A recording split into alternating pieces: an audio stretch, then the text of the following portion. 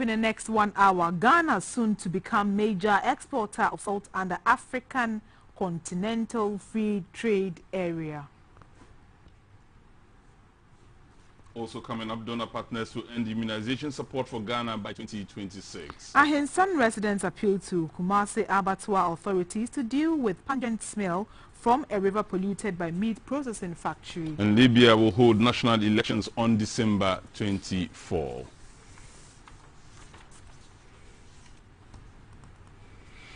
It's always good to have you join us for the news update. My name is Micheline Taka. And I am Abdul Hayi Mumin. And the news is live on GBC News as well as on GTV. We're streaming as well, aren't we? Yes, live on Facebook and on YouTube, all at Ghana Broadcasting Corporation. You're most welcome. In our very first story, President Akufo-Addo is on a 3-day Greater Accra regional tour. His first day saw the president inaugurating 160 million cedis Accra compost recycling plant. The 2,000 capacity waste treatment plant will support government's sanitation drive in the capital city. The Minister for Lands and Natural Resources, Mr. Abu Jinapo, says Ghana will soon be a major exporter of salt, especially to Nigeria under the African Continental Free Trade Area, AFCFTA. Interacting with the people of Adan in the Songo Salt Project site operated by Electrochem, Mr. Jinapo said with the investment in the salt and mining project by Electrochem, Ghana is on course to becoming a leading salt exporter under the AFCFTA. For many years, salt has been harvested in Songo whenever the lagoon dried up and salt crystals were formed naturally. It was for domestic use and sale. The Songo Lagoon forms part of land acquired in the public interest and vested in government by virtue of the state lands. After several attempts to lease part of Songo to a private entity with little or no success, PNDC Law 287 was promulgated to set up the Songo Salt Project to manage salt production in Songo. Salt has a large market locally and internationally. Ghana's total annual consumption is estimated at an approximate 320,000 tons. Songo alone produces 60,000 tons. Already, Côte d'Ivoire, Burkina Faso, Togo and Benin consume about 80% of Songo salt. However, Nigeria's annual salt import from Brazil and other sources is said to be in the region of about 800,000 tons.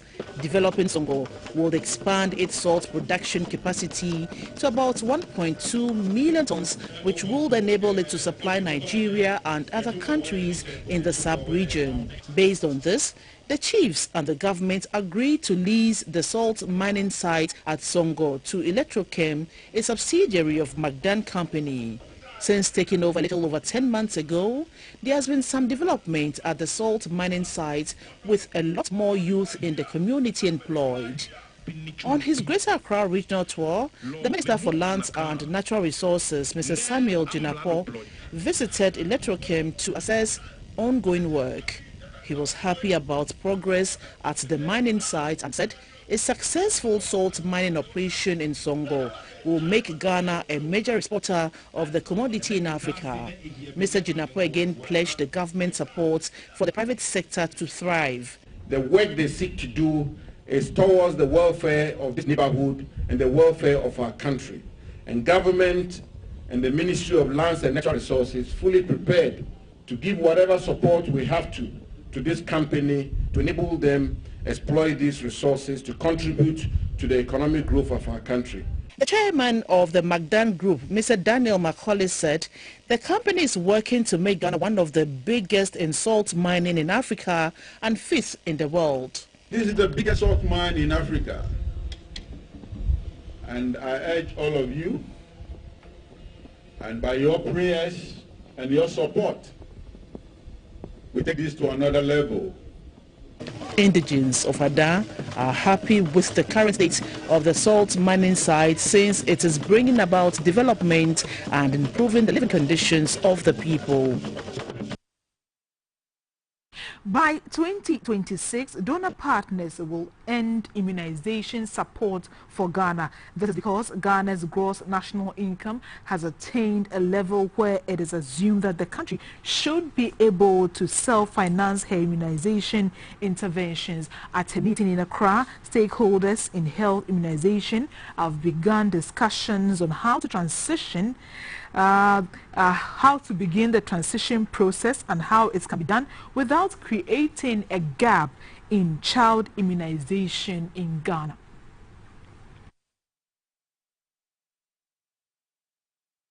Every year, over 1 million children are immunized in Ghana. This figure represents about 95% of all children due for immunization in the country. The aim of such inoculation exercises is to protect children against dangerous diseases. For years, these vaccinations have been carried out through a joint partnership between the government of Ghana and Vaccine Alliance, Gavi, and partners. However, with Ghana hitting a gross national income of $1,300, it now becomes impossible for donor partners to support funding for Ghana's immunization drive come 2026. Gavi looks at a GNI of about $1,300. And as I speak, Ghana has gone over that figure. And that's an indication that there are resources in country and that the government should put in plans to be able to take over from this kind of donor-supported intervention, which is very crucial for the health of the population.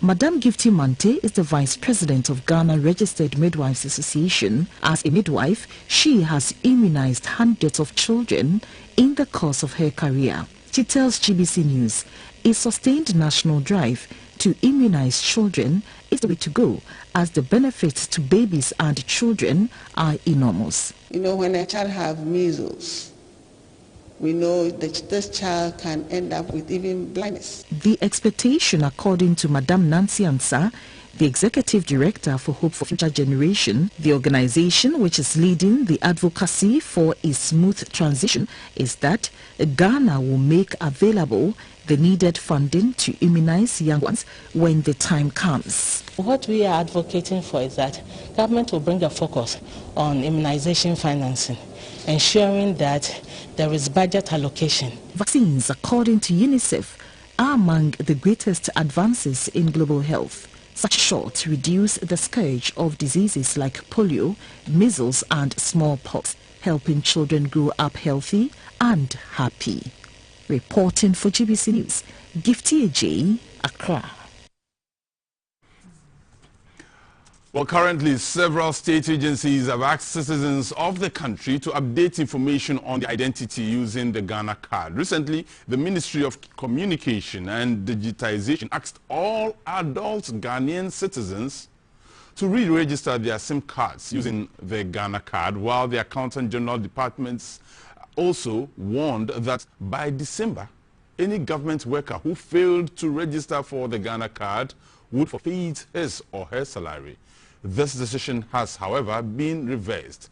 The NIA has also listed 14 mandatory uses of the Ghana card, which include applying for health insurance, opening bank accounts, payment of tax, transfer and registration of lands, etc. In our earlier bulletin, the Media Relations Officer of the NIA, Mr. Henry Myers Abwaje, was in our studio responding to some of the matters arising from the ID cards harmonization directive.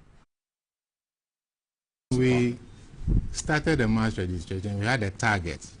Our target is the adult population of Ghana, and per NI definition, the adult population of Ghana from age 15 to infinity, which at that time was about 18.4 million.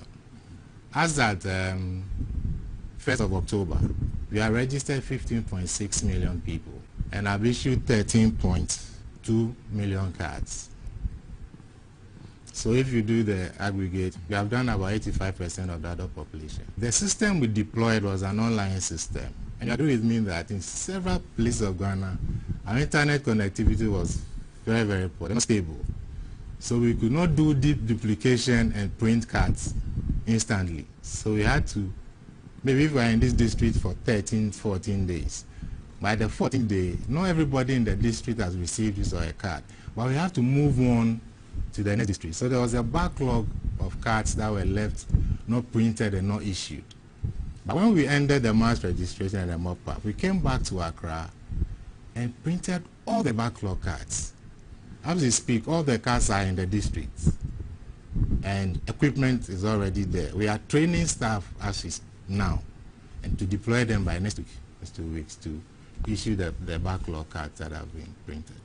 Regard to the SIM card registration, a lot of people are returning invalid response, not because the cards they are having is not valid, but because some of them have registered with the telco with some other ID card that bears different names and details than that of the Ghana card. They should contact their telcos and do an update with the Ghana.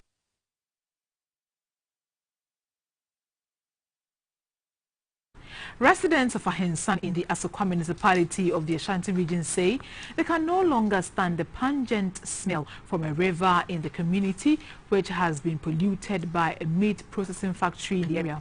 The residents who spoke to GBC News expressed their frustration with what they call the municipality's disinterest in compelling the management of the Kumasi abattoir to find a lasting solution to the pollution of the river.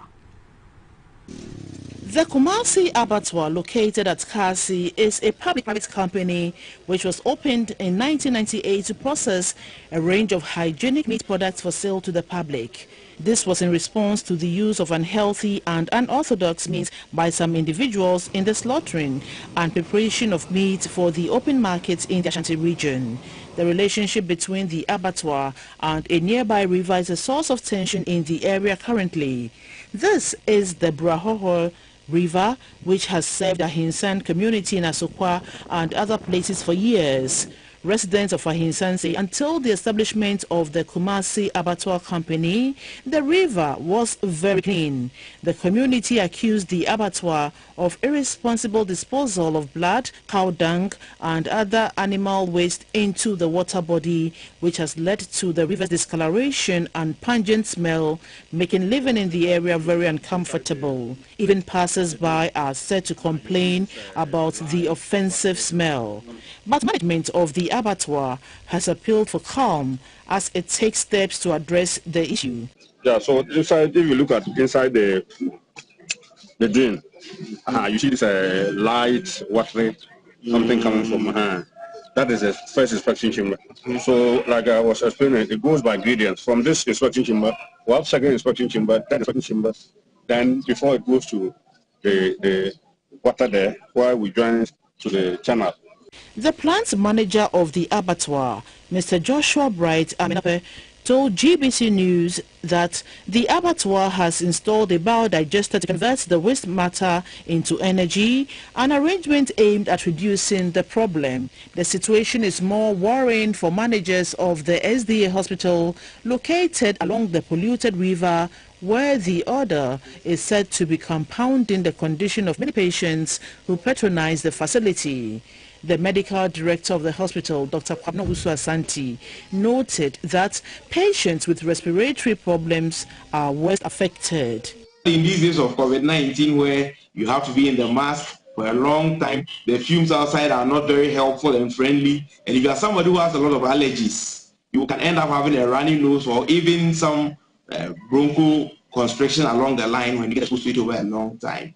The Asokwa Municipal Environmental Analyst, Mr. Joel Guma, admitted that an assessment of the situation has helped to identify the cause of the pollution and what should be the permanent solution. Although basically our assessment revealed that because the water is contaminated water mixed with blood, as it flows along, there are obstructions. Overgrowth of weeds, there are other obstructions that blocks the blood. And when that happens, when it dries, you know blood, when it dries, it generates odor.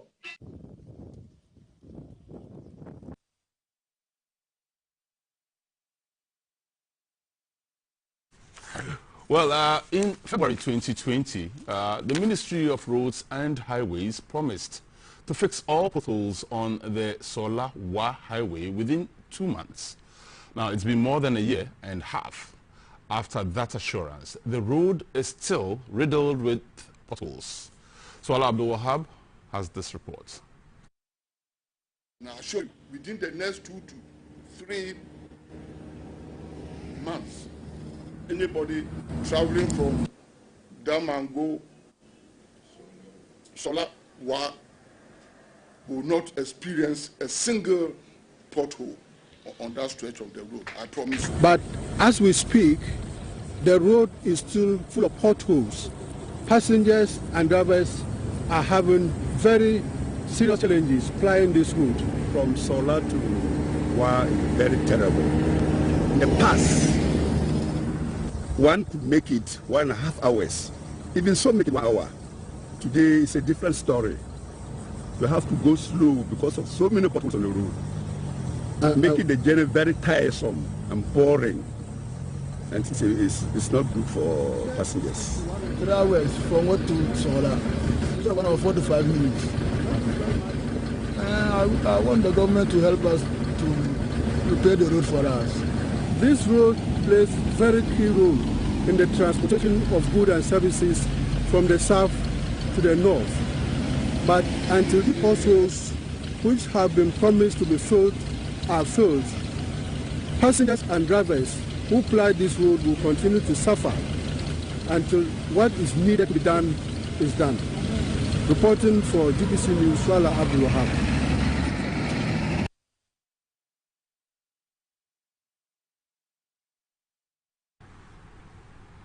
The Chief of Staff, Madam Akosua Fremah Oseyo Paris, says the transfers of the District Assembly's Common Fund to MMDAs for the year 2021 are in arrears. She has, however, given assurance that the funds will be released soon since all necessary measures have been put in place.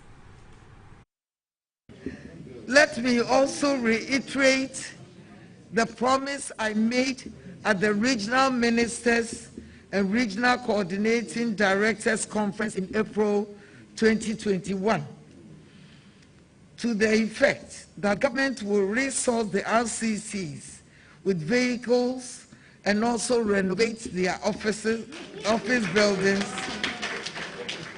to enable them to deliver on their mandates. The promise will surely be delivered, and I urge the head of local government service, together with the Dean of the Regional Coordinating Directors, to engage with the Minister of Local Government, Decentralization and Rural Development, and my good self, Chief of Staff, in this regard.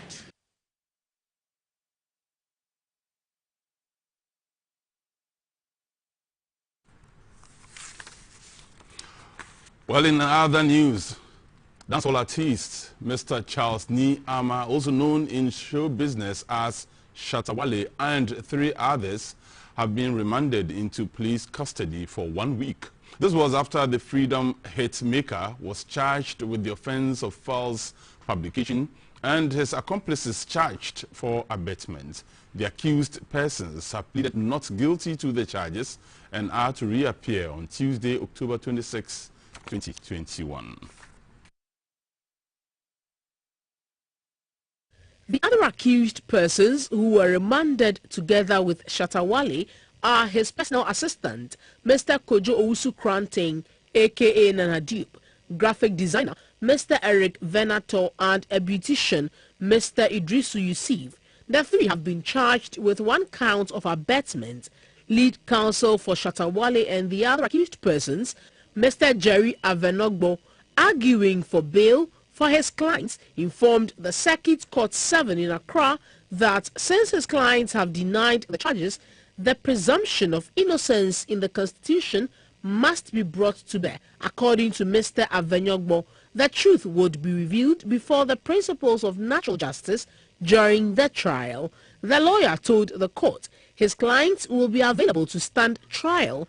They will not interfere with investigation and will not commit further offences when granted bail. He continued that the accused persons have fixed places of residence, they are independent and self-sufficient. However, the prosecution, led by Chief Inspector Dennis Tekpete, opposed the bail application, urging the court to remand the accused persons for further investigations. He argued that another aspect of the case was still under investigation and hence granting bail to the accused persons will interfere with the investigation. The court upheld prosecution's argument and remanded the accused persons.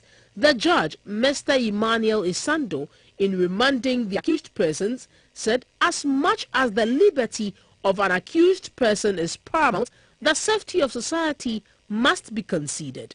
Shatawale was arrested on Tuesday, October 19, after he turned himself in to the police after the police invited him to answer questions on a false publication that he had been shot by unknown gunmen and hospitalized on October 18, 2021.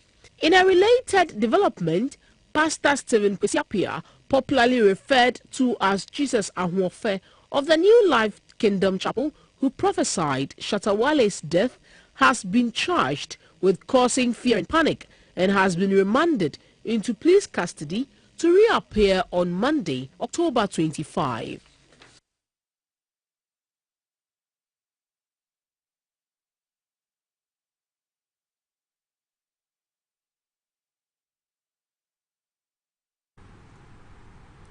Shatta. It will be. In other stories, the Director General of the Ghana Broadcasting Corporation, GBC, Professor Amin Al-Hassan, says that youth must be encouraged to think realistically about their future and be inspired to develop a strong mindset to be innovative. He believes this would help them to become problem solvers in their various communities. Professor Amin Hassan was interacting with a delegation from the International Youth Fellowship, IYF, a global youth organization from South Korea. They paid a courtesy call on the management of the Ghana Broadcasting Corporation to collaborate to empower the Ghanaian youth through mindset training. Oforiwada reporting. IYF, International Youth Fellowship, was established as a worldwide youth organization and international NGO to raise leaders with a global insight through youth education, activities, and provide realistic solutions to problems in the global village. Through this platform, the Foreign Affairs Minister of the International Youth Fellowship, Mr. David O, says that young leaders are being raised to possess intellectual and humble character with a global insight. He said partnering with the public service broadcaster GBC is on the right trajectory to empower Ghanaian youth to develop a true cohesive mind that transcends ethnicity, nationality, language and religion to becoming a global force of change makers. Let the youth change their mind. And then when they change their mind, there are so many changes in the country and society as well. And actually farming people or raising people takes about 10 to 20 years. And then when we actually want to find a very good way, they need a good mind. The Director General of the Ghana Broadcasting Corporation, GBC, Professor Amin Hassan, says GBC is a strong advocate for promoting the well-being of the youth and training them to become strong-willed through entrepreneurial programs to contribute to Ghana's socio-economic development. The whole idea of mindset change is very important. In our own way here at the Ghana Broadcasting Corporation, we had to undergo a mindset change when we found out that our fortunes were declining. And when we made the staff to understand that they were responsible, not the government, but they were responsible for the progress of the corporation. Things have changed, and we are beginning to witness some dramatic changes in our practices, our works. The International Youth Fellowship will soon sign a Memorandum of Understanding with the Ghana Broadcasting Corporation (GBC) to continue to empower the youth through mentoring and other training programs to transition them from poverty into sustainable livelihood. For GBC News, Oferiwa Dako reporting.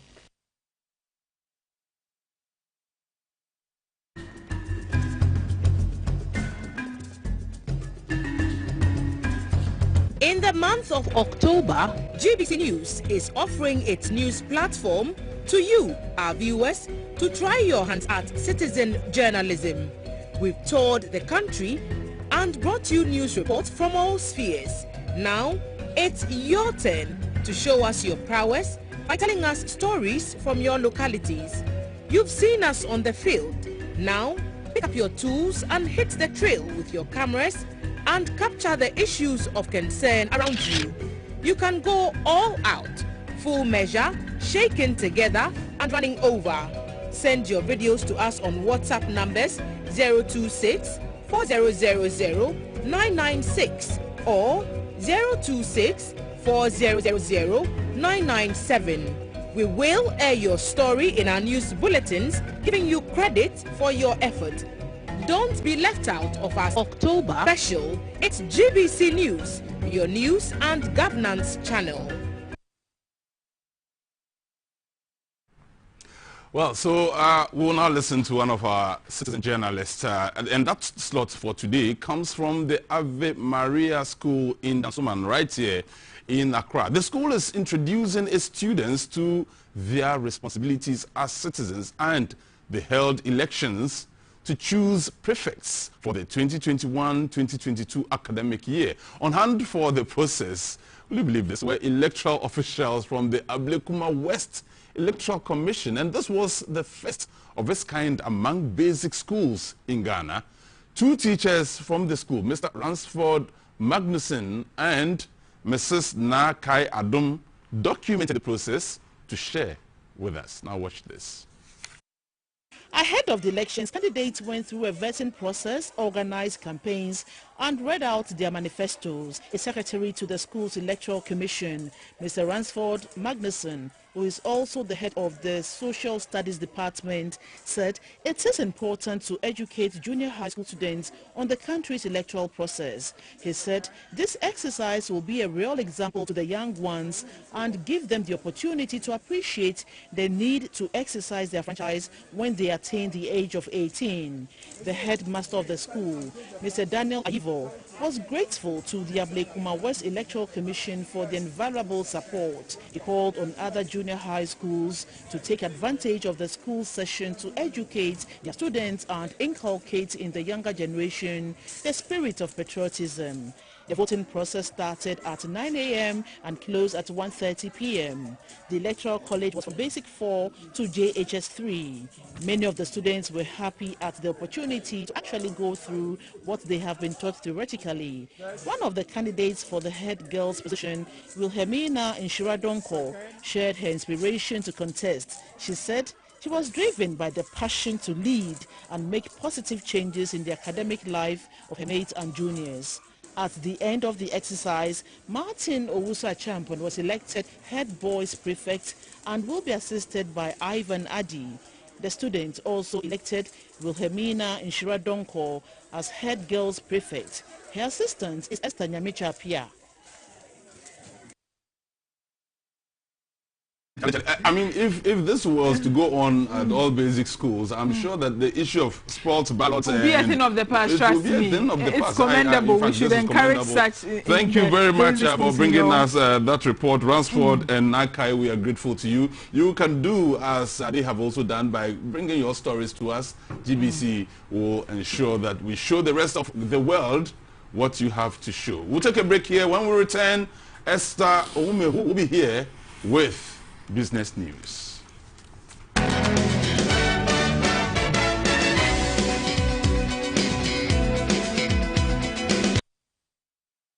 Centenary has been amazingly worthy.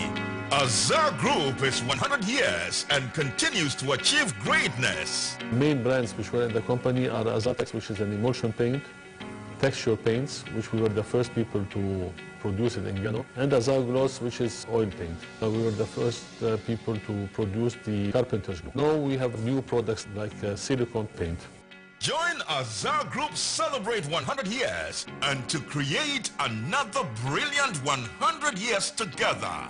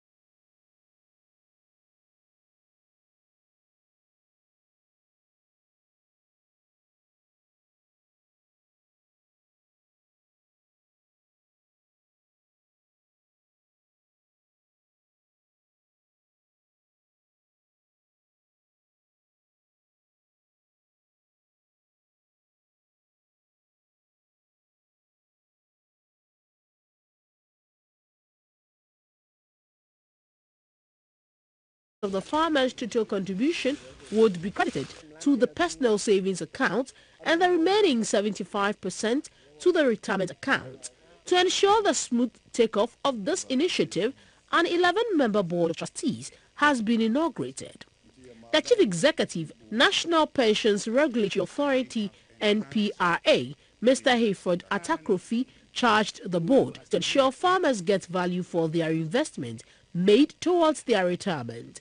You are the one who is going to be charged with the locus to ensure that the scheme assets are protected, and the scheme rules are followed, and the trust deeds become the key document with which the scheme will run. The Minister for Employment and Labour Relations, Mr. Ignatius Bafwewa, urged the board to put in its best to sustain the gains made by the cocoa sector in the past years. The 11-member board is chaired by Mr. Daniel Edu Mensah, who is an actuary. The other members are Mr. Daniel Apia Ofori from the pensions industry, Mr. Samuel Dankwa, an economist with the Ministry of Finance, Mr. Peter Osei Amuako, a chartered accountant and Director of Finance, Cocoa Board, Mr. Vincent Ochri Akumia, MD, Cocoa Marketing Company, Mr. Alfred Nye, Operations Executive, Ghana PBC, Mr. Charles Jenfi, 2019 National Best Farmer, Madame Letitia Yankee, 2019 National Best Most Enterprising Female Farmer, Madame Joyce Dapa, 2018 National Best Most Enterprising Female Farmer, and Mr. Charles Crunchy, 2019 National Chief Farmer. Japan Motors has launched a new Nissan Navara model in Accra. At the launch, the general manager of Nissan West Africa, Imad Gourayeb, said the new Nissan will be assembled in Ghana. It is a pickup with rewarding features. They call it the toughest ever vehicle built for the most rugged roads, the new Nissan Navara model. According to the car makers, the latest version of the Navara range has been on the drawing board for 10 years. It is the successor to the Nissan MP300 hard-body pickup that has been on the roads in Ghana for more than 2 decades. The new Navara is built to overcome the toughest road conditions in the world. Its suspension is said to be reliably different. It is tougher with a rollover angle, seen as the best in the world. The new Navara has also been designed to pamper the customer with smart technology such as intelligent around view monitor, moving object detection, and an off-road mode. The general manager of Nissan West Africa, Imad Gourayeb, said the new model is a key part of the Nissan Next strategy, which is being rolled out by the company. We are incredibly excited about this vehicle in Nissan, and I am sure all of you will be too. It's a key part of our Nissan Next strategy, which means cutting down the number of models that we make and instead focusing on what we make best. The pickup segment, the SUV, and the crossover segment, which of course we were the global pioneers. There might be less models, but the ones you get will be the most modern, and they will give you an immense amount of choice. Very high-tech entry level to very high-end luxury SUV and the other end of the market. The managing director of Japan Motors, Mr. Salem Kalmoni, said Ghana was used as a benchmark in analyzing the requirements for the new Nissan Navara model. For Ghana is an important market for Nissan and a benchmark for sub-Saharan Africa. This is why in analyzing the requirements for the new model, Navara, Nissan in 2018 sent a group of engineers with the gauges and testing equipment to learn firsthand of our road conditions. As a result of this exercise, it was determined that Ghana, as well as several other African countries, required the highest severity vehicle grade. The executive chairman of the Jospon Group of Companies, Dr. Joseph Siao Ejapon, encouraged African countries to leverage on the opportunities the automotive industry presents as they seek to industrialize and take advantage of the benefits the African Continental Free Trade Area brings. Let's have a link to bank and commodity figures for the day.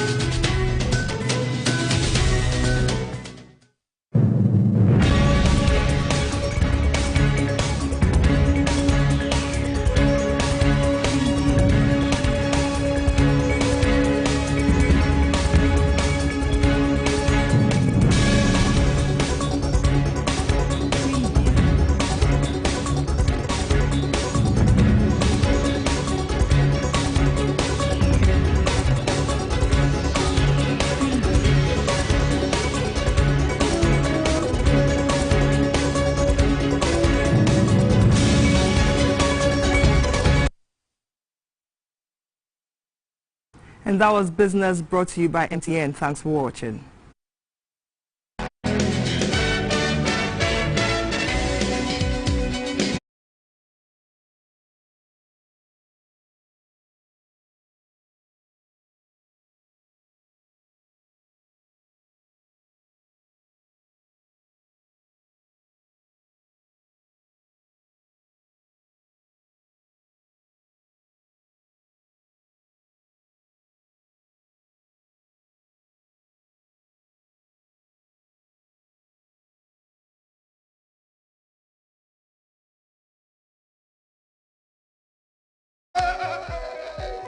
Let's be it now.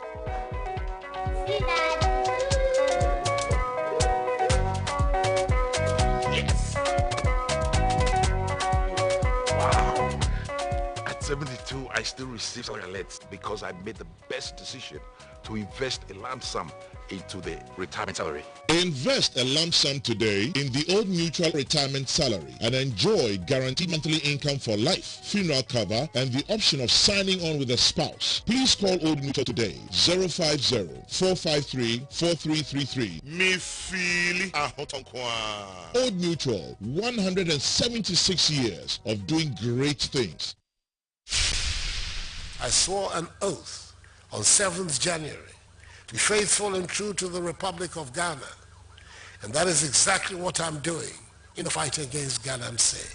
Yenjai, yenjai, Galamsey. Yenjai, yenjai, Galamsey. Yenjai, yenjai, yenjai, yenjai, yenjai, yenjai, Galamsey, ese Ghana.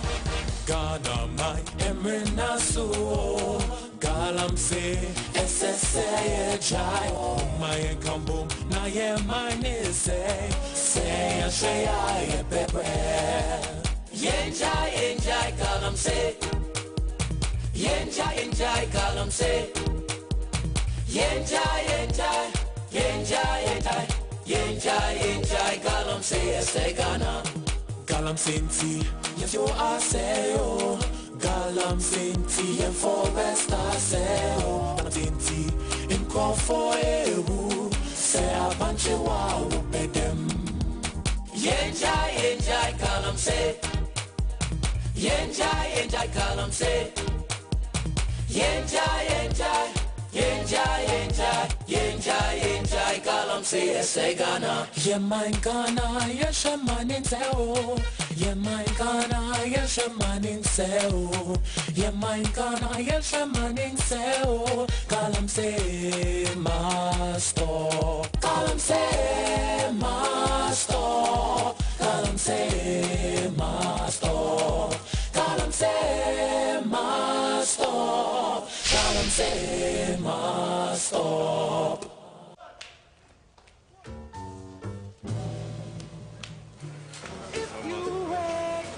And don't wanna smile.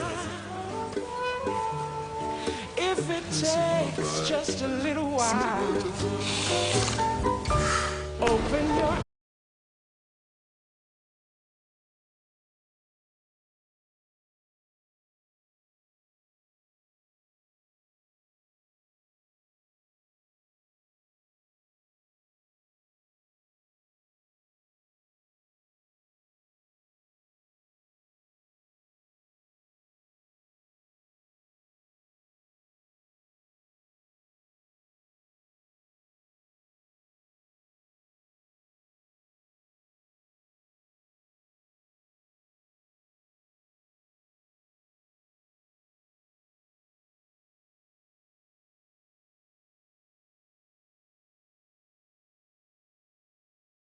EA have paid a working visit to a society multinational, the Bitumen SMB refinery in Cote d'Ivoire. It was an interaction aimed at ensuring that bitumen, which is used in the construction of road in the country, is of high quality and its supply is streamlined. Ghana imports its bitumen from SMB, which produces, stores and trades about 47% of the total bitumen consumed on the continent. Executive The Chief Executive of NPA, Dr. Mustafa Abdul Hamid, who led the delegation, said a draft licensing framework and operational guidelines to efficiently regulate the bitumen industry in Ghana has been developed. The Société Multinationale du Bitumen currently has a partnership with GOIL to construct a 6,000 metric ton bitumen processing plant in Tema. Presently, the bitumen market is not regulated. To streamline the operations of bitumen marketers and to enable the NPA start the process of regulating bitumen use, a committee was constituted in 2017. The chief executive of the NPA, Dr. Mustafa Abdul Hamid, said the visit was to experience at first hand and understand the operations of the bitumen industry from the refinery all the way to its utilization, as well as adopt best quality assurance practices for implementation in Ghana. He said the lessons from the visit would enable the downstream regulator to finalize all the existing draft frameworks and guidelines necessary for mainstreaming the bitumen industry in Ghana. The CEO of the Société Multinationale du Bitumen, Mrs. CDB, pledged to continue to supply the best quality of bitumen to Ghana. We're going for a quick break. We'll be back shortly. Please do stay.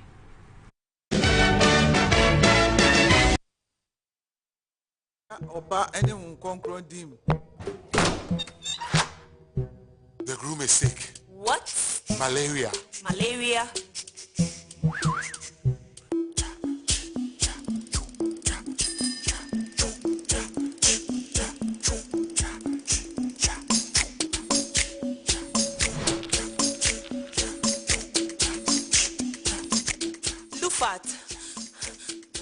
Lufat.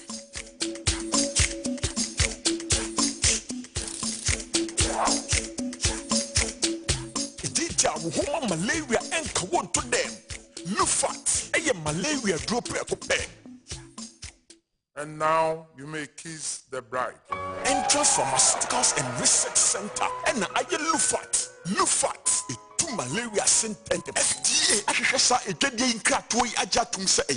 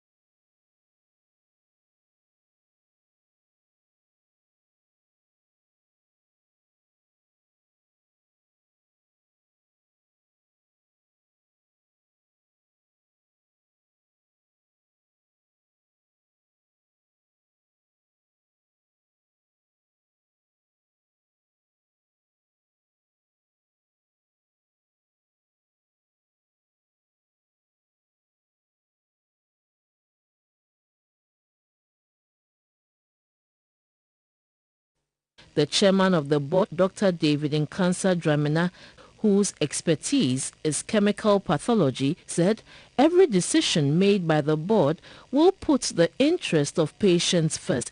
Other members include the Dean of the University of Ghana Medical School, Professor Margaret Latte, Dr. Rada Maria Odua Hackman, a medical practitioner, Mr. Jerry Ahmed Shaib, a legal practitioner, Mr. Charles Nanofori, with expertise in finance and risk management, and the Chief Executive of the Kolebu Teaching Hospital, Dr. Opoku Wariampoma.